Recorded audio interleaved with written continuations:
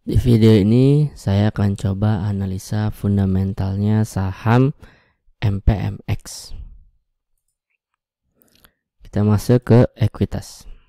Selama 2022 ekuitasnya si MPMX itu 6,18 triliun. Tahun sebelumnya 6,25, sebelumnya 6,3, sebelumnya 7,087.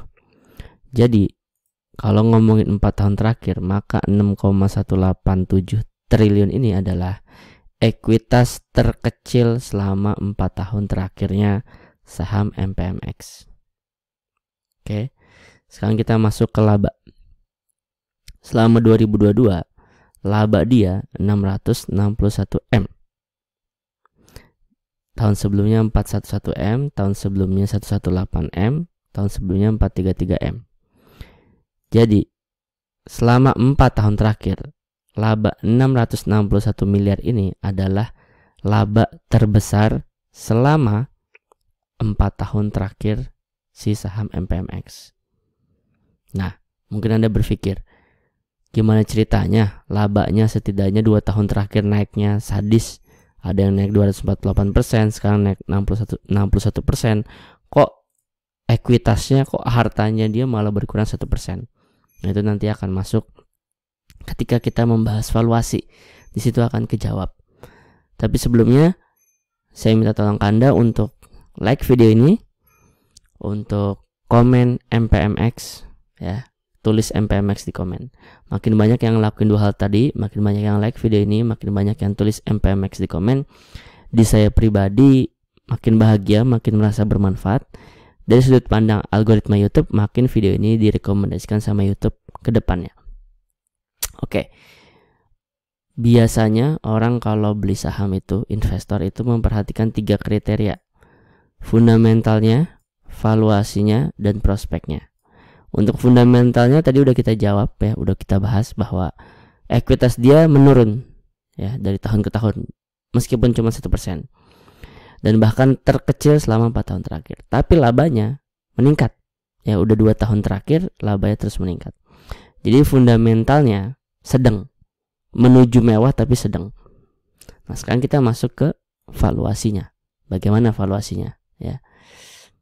Sebelum masuk ke valuasinya, saya mau ngasih tahu dulu nih, info dulu. Saya punya bocoran 3 saham yang like invest. Kenapa like invest? Karena bocoran saham-sahamnya itu memenuhi 3 kriteria penting tadi, yaitu fundamentalnya mewah, valuasinya murah, dan prospeknya bagi saya masih cerah.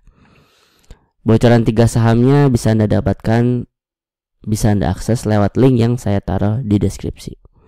Anda bisa ambil sekarang juga, atau Anda ambil nanti di ujung video setelah video ini selesai.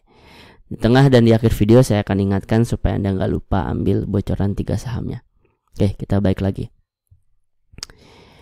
Berbagai investor punya berbagai jurus untuk menghitung valuasi suatu saham.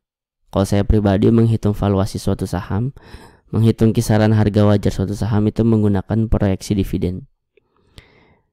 Dividen itu apa? Dividen itu adalah bagi-bagi keuntungan perusahaan kepada para investornya.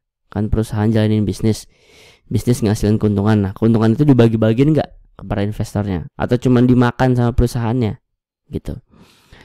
Nah, karena menurut saya bagi-bagi dividen itu nyata, ada hitung-hitungannya, bisa ketaka returnnya, bisa ketaka resikonya, maka menurut saya valuasi suatu saham berdasarkan dividen itu yang cari aman. Jadi mungkin nggak terlalu menguntungkan gainnya sampai ratusan persen gitu, mungkin hanya belasan atau puluhan persen, tapi di sisi lain resikonya ketakar.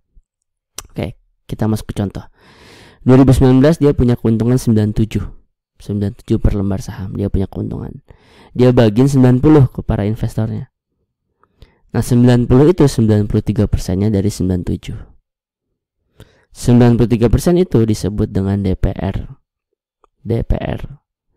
Jadi ngomongin dividen gampangnya adalah ngomongin DPR. Di 2019